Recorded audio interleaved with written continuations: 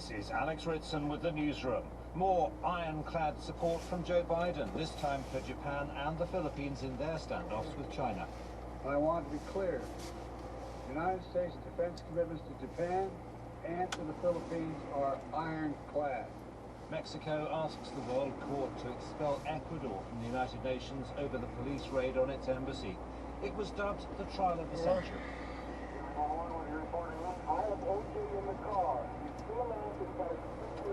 O.J. Simpson, the American football star turned celebrity murder defendant, dies of cancer. Thousands of Chinese fraud victims call for police in London to hand over billions of dollars worth of Bitcoin. And lack of rainfall means water is now being rationed in the Colombian capital. One of the reservoirs which provide for the majority of Bogota's water is less than 17% full. This is more scarce than it has been for 40 years. First, this news. Hello, I'm David Harper with BBC News. President Biden has said US defense commitments to the Philippines and Japan are ironclad as he hosts the leaders of its two Pacific allies at a summit in the White House. Mr. Biden said Washington was ready to defend Manila from any attack in the South China Seas. When we stand as one, we're able to forge a better future for all. And that's what this new triad is all about, in my view. Building a better future for people across Indo-Pacific and, quite frankly, beyond, around the world. There have been repeated confrontations between Chinese and Philippine vessels near the disputed islands. Mexico has asked the UN's top court to suspend Ecuador from the world body over last week's storming of its embassy in Quito. Mexican officials filed a complaint demanding a public apology for the raid, in which the former Ecuadorian Vice President Jorge Glass was arrested. Will Grant reports. The ill feeling between Mexico and Ecuador continues to grow. In the latest development, Mexico has called on the United Nations to suspend Ecuador following a police raid on the Mexican embassy in Quito. The Mexican delegation filed its complaint at the International Court of Justice in The Hague, a move which was applauded by the Mexican President Andrés Manuel López Obrador at his daily news conference in Mexico City. In accordance with the United Nations Charter, he said, the UN should approve the expulsion and there should be no veto from the Security Council, he added. About 10 million residents of the Colombian capital Bogotá and the areas surrounding it are facing crippling water shortages due to a severe drought aggravated by the El Niño climate phenomenon. With the authorities rationing water supplies, the region around the capital will be split into 9 zones, each zone taking it in turn to switch off water services for 24 hours. Hospitals and schools will be exempt. The lack of rain and unusual heat has seen Colombia's reservoirs dry up at an alarming rate. The US Secretary of State, Antony Blinken, has called on his counterparts in countries from Europe to China to help dissuade Iran from launching a retaliatory strike against Israel. Mr. Blinken has asked them to make it clear to Tehran that an escalation of the Gaza conflict is in no one's interest. With more, here's Lucy Williamson. Iran's supreme leader has said Israel must be punished for the strike on its Damascus consulate. Israel has promised direct retaliation for any attack on its soil. It's worried enough to cancel leave for all combat units and call up its Air Force reserves. Neither side is seen as wanting all-out war right now, but the stakes of any miscalculation are high. Israel, fighting on 2 of its borders and under attack from groups in Syria, Yemen and Iraq, faces a dangerous moment in what is already a regional war. Lucy Williamson reporting. World News from the BBC. Hamas has said that only a ceasefire in Gaza can provide the conditions for it to be able to locate Israeli hostages held in the territory. Mediated negotiations in Cairo on a deal to exchange hostages for Palestinian prisoners during a 6-week truce have apparently stalled. President Putin has said airstrikes on Ukraine's energy grid, which have caused extensive blackouts, form part of Moscow's attempts to demilitarize its adversary. His comment, made during talks with his ally, the Belarusian President Alexander Lukashenko, came after another wave of Russian strikes against Ukraine's energy facilities, destroying a large electricity plant near Kiev. The US Justice Department has announced it will expand background checks on firearms, requiring anyone engaged in the business of selling guns to register as a federally licensed dealer. But the National Rifle Association has vowed to challenge the law. From Washington, Will Vernon reports. This is one of the most drastic changes to firearms laws in the US in years, requiring anyone engaged in the business of selling guns to register as a licensed firearms dealer. That's expected to add around 23,000 gun sellers to a national register, meaning they must run criminal and mental health checks on potential buyers. Many private dealers sell their weapons online or at gun shows, and the US government says around 40% of illegal firearms are traded this way. President Biden has tried to tighten gun controls in America, but Republicans in the US Congress have repeatedly blocked him from making any significant changes to the law. The US Coast Guard says it has rescued 3 castaways who were stranded on an uninhabited Pacific island after they spelled out "help" with palm fronds on the beach. The 3 men were fishing near Picolot Atoll in Micronesia when their boat's motor failed and their radio battery ran out. They survived on coconuts for a week until their message was spotted by the US Navy search plane. And that's the latest BBC News. Hello, this is Alex Ritson with the newsroom. Word of the week in Washington is ironclad. On Wednesday, President Joe Biden vowed ironclad support for Israel against Iran. On Thursday, it was Japan and the Philippines being reissued. Today, we mark a historic moment. The first ever leaders summit between the United States, Japan, and the Philippines. And I want to be clear. The United States defense commitments to Japan and to the Philippines are ironclad. The summit follows repeated confrontations between Chinese and Philippine vessels in the South China Sea. Chinese Coast Guard ships also regularly approach disputed Japanese-controlled islands near Taiwan. Japan's Prime Minister Fumio Kishida told Congress that US leadership was indispensable. Without the presence of the United States, how long before the Indo-Pacific would face even harsher realities? Ladies and gentlemen, as the United States' closest friend, Tomodachi, the people of Japan are with you, side by side, to assure the survival of liberty. The BBC's Reagan Morris is on the line from the US. Reagan, a testing time generally for US foreign policy. What does ironclad mean? Well, you'll have to ask Joe Biden, but I think that's as good as it gets in terms of support. And you can have ironclad support for multiple people at once, so hopefully this is received well. It seemed to be by Japan and the Philippines. What do we know about these threats in the South China Sea? Well, you know, these territories have been disputed for centuries, so it's not incredibly new, but China has been taking a more sweeping look at the area, and you know, it's believed to be a very oil-rich place, but it's not just the Philippines and China that claim this territory. There's multiple Asian countries that do so, different islands, different territories, different regions of the South China Sea, but China has just come in and says this is ours, and that is what has been a problem, and they've kind of been harassing Philippine vessels more and more recently, and that is what Joe Biden was talking about. He was saying, this is our ally, we have a treaty with the Philippines, and we will defend them. So that means military defense? I mean, that's talking about... See, when you're talking about a military confrontation with China, were things to go wrong? That's certainly what it sounds like. I mean, he's saying we have a mutual defense pact, and they were talking about defense and saying they would come to the aid of any aircraft, vessel, boat, armed forces that Manila has in the South China Sea, and they do have them there. Congress, of course, hasn't offered much support to Ukraine recently. Will it try harder? Will the attitude be different if China? Well, that'll remain to be seen. You know, the U.S., especially during an election year, can be pretty insular in looking.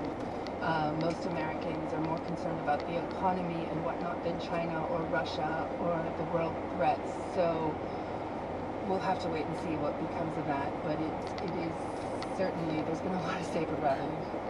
Reagan, thank you. Reagan Morris. The fallout from last week's raid on the Mexican embassy in Ecuador has has now involved the International Criminal Court in The Hague. Mexico has filed a lawsuit in the court demanding that Ecuador be expelled from the United Nations. The Mexican president, Andrés Manuel López Obrador, said his country had now filed a complaint at the ICC. The affected countries should be able to go before the court, and the court, in accordance with the UN Charter, should approve the expulsion, and there should be no veto. We hope that our proposal will be accepted, because it would set a precedent. He has also demanded a public apology from Ecuador for the raid, reparations for damage caused, and a promise not to do it again. The Ecuadorian authorities were trying to prevent the escape of Jorge Glass, the former vice president seeking asylum, wanted for alleged corruption. So, what are the chances of Ecuador being expelled? Is our Mexico correspondent Will Grant. I'm not sure it will necessarily be successful. It will come down to the states themselves to take that kind of a step.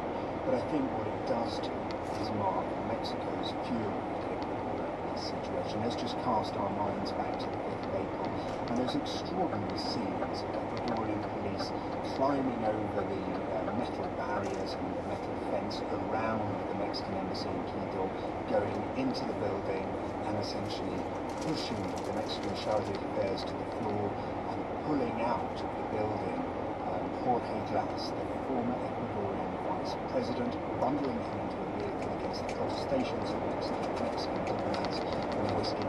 That was an extraordinary, interesting.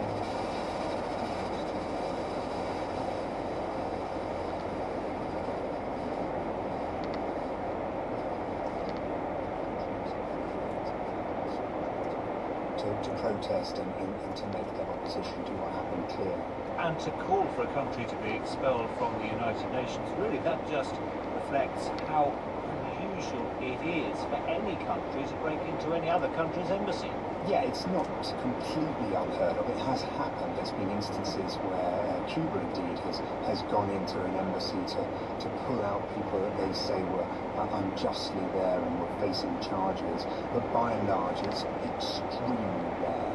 Quite why the Ecuadorian government felt that this was worth doing over this particular case, the President Daniel Noboa has set out his position that the Ecuadorian people, as he put it, wouldn't tolerate impunity for corruption, criminals and narco-terrorists, as he put it at the time. But I think the fallout is still to come, really. I mean, obviously this step by Mexico is significant. It shows the depth of their anger, and as we heard a little earlier, that it was applauded by the President, Andrés Manuel López Obrador, who thinks that the UN should act and that the Security Council should not veto it in any way. 24 hours ago, Will, we were told that Jorge Glass was in hospital on a suspected suicide attempt. Do we know any more about his condition? Not as things stand. That was just another twist to this extraordinary tale. I think he's been stabilised. That's the last that I heard. It was clearly something quite serious that he was taken to hospital over this. I think we await to hear so many more elements of this particular situation.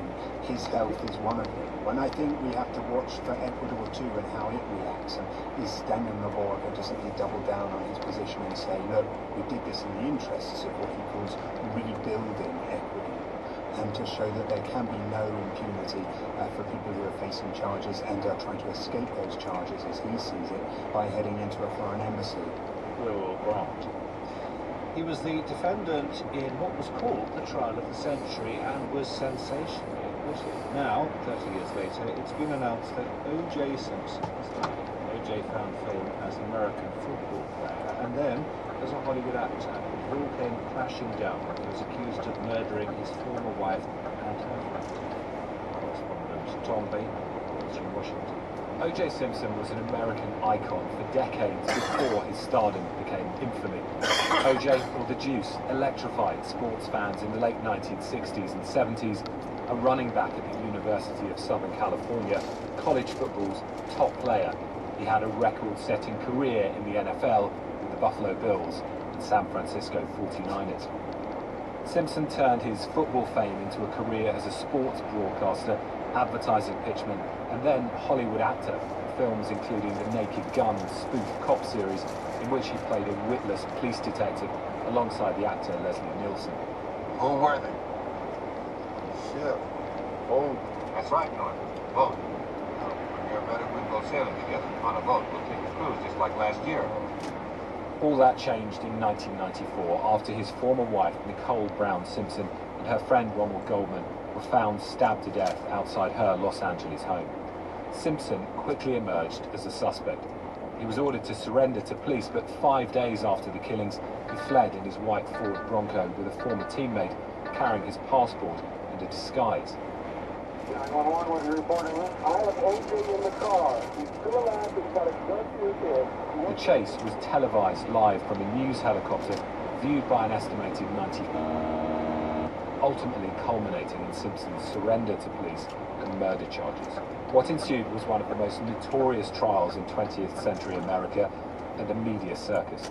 A rich celebrity defendant, a black man accused of killing his white former wife out of jealousy, a woman slain after divorcing a man who'd beaten her, and a dream team of pricey but charismatic defense lawyers. The trial transfixed America and crystallized its racial divisions. Prosecutors argued that Simpson killed Nicole in a jealous fury. The defense countered that the defendant was framed by racist white police. Prosecutors made Simpson try on a pair of blood-stained gloves found at the murder scene. In a highly theatrical demonstration, he struggled to put them on.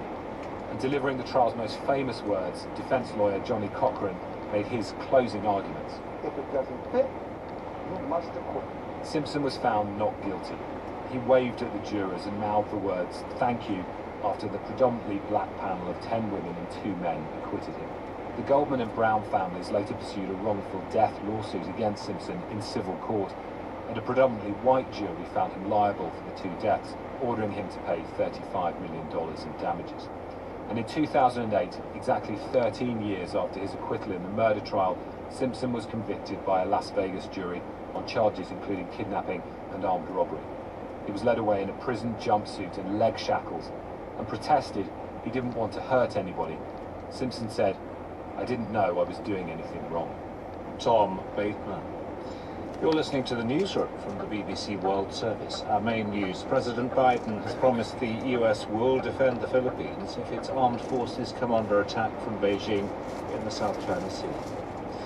Thousands of Chinese victims of a huge investment scam believe police in London have got nearly $4 billion worth of Bitcoin that belonged to them, and they've asked the British government to return it to them. The crypto cash was seized in a raid on a London mansion in one of the biggest hauls of its kind by law enforcement authorities anywhere in the world. The suspected fraudster reportedly converted the victim's savings into Bitcoin and fled China, hoping she would be declared a reincarnate goddess by the Dalai Lama. She's still on the run, although her assistant has been convicted of money laundering and is awaiting sentence. Our Asia business correspondent Nick Marsh is following the story. Nick, this was an absolutely huge crime. Absolutely huge crime, Alex. Quite a story. The figures involved are massive. We're talking about more than 100,000 people in China who were tricked into giving their money to what they thought was a wealth management fund. It was actually a scam. This woman, Ximin Qian, she collected around $4 billion, and she got her employee, another woman called Jian Wen, who's British Chinese, to basically take the cash, do a run-up. Jian Wen, by the way, was working in a Chinese takeaway. She lived above a restaurant in Leeds. She converted all this money to Bitcoin, and then she started to live this unbelievably lavish life. She moved into a 6-bedroom house in Hampstead in London, which was £17,000 a month. She moved her son to the UK to go to private school. It was only when she started to buy more houses that she started to struggle to pass the money laundering checks in the UK. That's when she was arrested, and that's when she was convicted last month. Now, the victims, who are all in China, they've sent a letter to the Chinese Foreign Ministry in Beijing to say, okay, that's all good, she's been arrested, but when do we get our money back? The responsibility lies with you, the British authorities, who up until now have made no inclination to try and return this money. So now it's kind of in the hands of the diplomats. The Chinese government needs to ask the British government to get the police to return the money back to these victims in China. And what are the chances of that happening? Well, it's very difficult. I mean, the police hasn't actually commented specifically yet on this letter. The plan really was to split the money. This is what happened. This money is forfeited, essentially. Half goes to the Home Office, half to the police, so none really being repatriated back to China. But they did say that they haven't had a request yet from the Chinese authorities, so presumably when the request comes in, then maybe there'll be a change of strategy. Our Asian business correspondent Nick Marsh, thank you. US Secretary of State Antony Blinken is leading efforts to try to stop Iran retaliating against Israel, which Tehran blames for an attack on its consulate in Damascus last week. Senior commanders from Iran's Revolutionary Guard were killed. There are clear signs of worries escalating, even as Jewish people from across the world prepare to visit Israel for the Passover festival, which starts in 10 days. These people in Tel Aviv say they are taking precautions. We're always aware about there's something in the corner that maybe would come and surprise us, like in October. We prepare the shelter, we put some water inside, in a transistor and a TV, so we can see what the condition outside, what's happening. And we wish everything will be okay. A US official has said that America expects an attack by Iran against Israel, but not one big enough to draw Washington into a war. So what might this be? Our security correspondent Gordon Carrera has this assessment. How and when Iran responds could determine if the situation in the Middle East escalates into a wider war. In the past, Iran has sometimes taken its time and chosen to attack Jewish targets outside of Israel, often using proxies, so it can preserve a level of deniability. A bomb at a Jewish centre in Argentina, which killed 85 people in 1994, is widely suspected of having been backed by Iran, but it has always denied any role. For Iran to attack Israel directly and openly with missiles, as sources in the US have suggested is possible, would be unprecedented and would invoke further retaliation from Israel and perhaps even some intervention by Washington. All the signs are that neither the US nor Iran want to go to war, and a public warning may be a sign Washington is hoping that it can deter Iran from such a confrontation. But if Iran does hit back, then avoiding escalation may be hard. Gordon Carrera. Some 10 million people in and around the Colombian capital are facing water rationing after Bogotá city officials brought in the restrictions to deal with a drought that has seen reservoirs face unprecedented lows. The mayor of Bogotá has called on residents not to waste a drop of water. The drought has been made worse by the El Niño weather phenomenon. For details on the restrictions, I spoke to our South America correspondent, Ione Wells. Well, essentially what the mayor has decided to do is that the capital, Bogotá, is going to be split into 9 different zones or areas, and each will have to take it in turn to periodically switch off their water services for 24 hours. So essentially, people will be rationing what they're able to use. Now, schools and hospitals are going to have contingency plans in place. They will be essentially kind of exempt from the restrictions that the rest of the city is facing to make sure that they don't go without water. But it does mean that for average citizens there, they are going to severely have to kind of limit what water they are able to use. And this is because the situation, there is a massive shortage, isn't there? That's right, and this has largely been driven by the El Niño weather phenomenon, in addition to climate change more generally, but El Niño in particular has fueled this recent droughts, recent heat waves around the world, particularly in South America. This has hit Colombia particularly badly this year. One of the reservoirs which provides the majority of Bogotá's water is less than 17% full. This is more scarce than it has been for 40 years. Now, El Niño is supposedly kind of coming to the end of the season of it, so in theory, the sort of severe heats and droughts that we've been experiencing should start to ease soon, but some scientists are concerned that this may go on longer than it has done in previous years.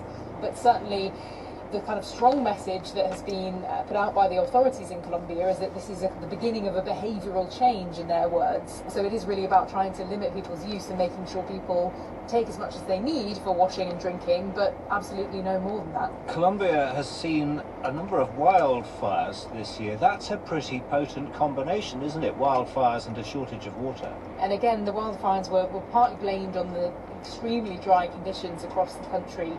and they did see some really severe wildfires. There was a week or so earlier this year where essentially the country was on fire pretty much non-stop all week. Firefighters really struggling to kind of put out a lot of them at the time, and it did cause lots of forests to completely burn. It was enough that the president at the time did declare it a situation of disaster, calamity, basically saying that funds that the country had, which were meant to be used for other purposes, were all being redirected to deal with the crisis. So this latest drought is just the latest climate incident, really, the country has been battling with in this extreme heat that it's faced this year.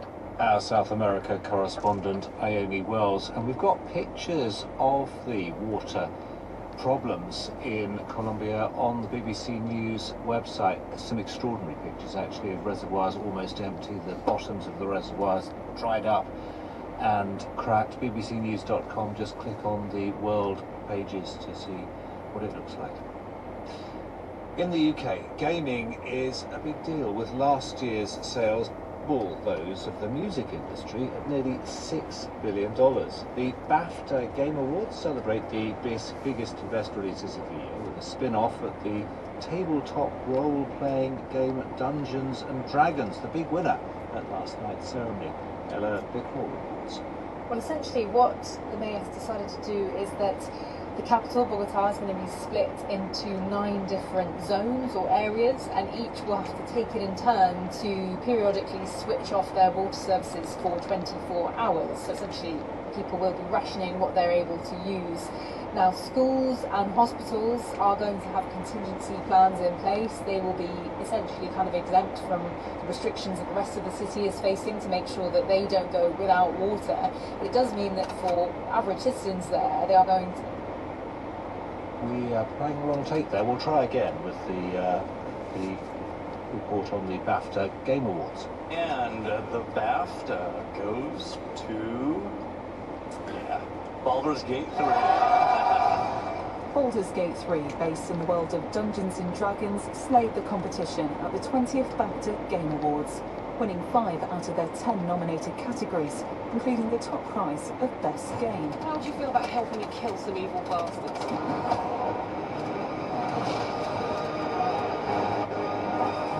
It blesses me this day. Set in a fantasy realm of wizards, elves and barbarians, it's also won the Player's Choice Award, the only prize voted for by the public. It's off the back of huge commercial success. Since its release last August, it's sold over 10 million copies across various consoles. Actor Neil Newbon says it was an amazing project to be part of. To hear so many kids I've met all over the world, literally all over the world, come up to me and say I felt seen by this game, I felt understood by this game, I've met people in the community. That is something that I don't think any of us really predicted on this scale, and that is something of a real gift for me personally, but also for many people at Larian and amongst the cast as well. Small indie developers are often celebrated by actors. This year's winner for Best British Game went to Viewfinder, a puzzle game by Scottish developer Sad Owl Studios. But there are also awards for some gaming giants, including Nintendo. Legends of Zelda Tears of the Kingdom was awarded Best Technical Achievement. And Super Mario Bros. Wonder won the Best Family Game category and Best Multiplayer. Sales were also boosted by last year's cinematic release of the Super Mario Bros. Movie. Chari Sudot is the studio director of Interior Night Gaming Studio and a past BAFTA award winner herself. She says it's an example of the increasing crossover in entertainment. You know, from the technical perspective of AI, but also from the societal perspective, I really feel like video games are the cultural medium of our era, and there's going to be a blurring between, you know, what's a game, what's a TV show, what's a film. You know, it's all about interactive from now on. I saved you. And I'm here to save you again. As entertainment goes, gaming has become bigger box office than, well, the box office. Ella Bicknell ending this edition of the newsroom. This is the BBC World Service, where Mike Lanshan's search for El Salvador's missing children continues. I'm searching for answers to decades-old questions about what happened to the children who went missing during the country's brutal civil war. I started seeing that there was families searching for their children that were taken. Separated from their families by the military and sent to live with adoptive parents overseas. Now they're trying to piece together their past. Is that me? Have I been missing? Struggling to find information that's seemingly lost in the chaos of war. Do you think there will be a moment when you'll have to accept that you may not find the truth out about who you are? Probably I will never know. Do you still feel hopeful? I hope. El Salvador's missing children. Thursday at 8:30 and 19 GMT. Or listen now wherever you get your BBC podcasts. You're listening to Tech Life from the BBC World Service with me, Chris Valence. This week, space junk. Is orbiting debris a threat to some of the tech we use here on Earth? 1 centimetre would disable or damage a commercial satellite on impact. We find out about the world's biggest digital camera, and a video game is helping to calm the fears of children facing surgery in hospital. That's all to come after the latest world news. BBC News with David Harper. Hosting a summit in the White House with leaders of Japan and the Philippines, President Biden has said the United States is ready to defend Manila from any attack in the South China Sea. There have been repeated confrontations between Chinese and Philippine vessels there. Mexico has demanded Ecuador's suspension from the United Nations over its raid on the Mexican embassy in Quito last Friday. In a lawsuit filed before the International Court of Justice, Mexico accused President Daniel Noboa of violating diplomatic law. About 10 million residents of the Colombian capital Bogotá and the areas surrounding it are facing crippling water shortages due to a severe drought aggravated by the El Niño climate phenomenon. The UN World Food Programme has warned that its stocks in Haiti could run out in a month as a surge in gang violence over the past weeks is disrupting food distribution. The US Secretary of State Antony Blinken has called on his counterparts in countries from Europe to China to help dissuade Iran from launching a retaliatory strike against Israel. Iran blames Israel for the airstrike on its consulate in Syria, killing 7 military commanders. President Putin has said airstrikes on Ukraine's energy grids, which have caused extensive blackouts, form part of Moscow's attempts to demilitarize its adversary. In Niger says Russian military instructors have arrived in Niamey to train the national army. The West African country has pivoted towards Moscow since the junta seized power last year, breaking off long-standing ties with France. Parties and civil society groups in Mali have rejected the military authorities' order that all political activity be suspended. The junta has ordered all media in Mali to stop broadcasting or publishing reports on the activities of political parties. The US Justice Department has announced it will expand background checks on firearms, requiring anyone engaged in the business of selling guns to register as a federally licensed dealer. BBC News. Hello and welcome to Tech Life, the programme about technology making an impact on your life. I'm Chris Valence, and this week we're looking at the problem of space junk, the man-made debris hurtling around the planet. Could it threaten some of the everyday tech we all rely on? Also this week, don't you just hate it when stuff doesn't work? Internet, computer and social media outages, are they getting more frequent? We want to know if you've been affected. Turning a scary hospital visit into an adventure, a doctor in Argentina has created a game to help calm the nerves of children facing an operation. And what weighs 3 tons and is the size of a minivan? We focus on a really big digital camera. I think we could see a golf ball from, if it was illuminated by the sun from the distance of the moon or something. We could see it really, really far away.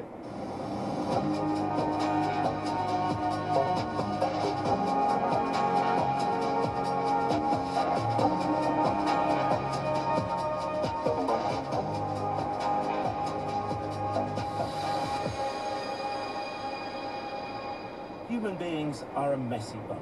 Wherever we go, we seem to leave stuff behind, and that includes outer space. Recently, a homeowner in the US state of Florida described a close encounter with a suspected bit of space debris.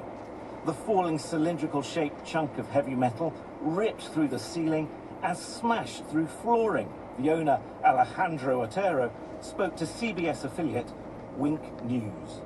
It was a tremendous sound. It almost hit my son. He was 2 rooms over and heard it all. I was shaken. I was completely in disbelief. What are the chances of something landing on my house with such force to cause so much damage? And super grateful that nobody got hurt. Alejandro believes the object may have come from the International Space Station and it's being collected by NASA staff for investigation. But it's not just the stuff that falls to the ground that matters. There are over 35,000 known bits of debris travelling around the planet and tens of millions more too small to track, and it's all orbiting at incredible speed. Some fear we risk triggering the so-called Kessler effect, where one collision in space leads to a cascade of collisions, wiping out vital satellites. Professor Joanne Wheeler has been described as the UK's leading lawyer on space matters and is an expert on space debris and satellites. She's also director of the Earth and Space Sustainability Initiative. She told me the situation could get much worse. About 4 weeks ago, 2 satellites came between 5 and 20 meters apart, just showing the of satellites in space. And if those satellites had collided, there would have been over 50% more space debris in space. And 5 to 20 meters is incredibly close. And this isn't just regular rubbish. There's a specific sort of issue with this stuff, isn't there? Because it's travelling at huge speeds. So the speeds are phenomenal. For example, there are about 1 million orbital objects larger than 1 centimetre in diameter, and 1 centimetre would disable or damage a commercial satellite on impact. And there are human beings, including astronauts in space, and if they were on a spacewalk, this would clearly penetrate straight through their suit.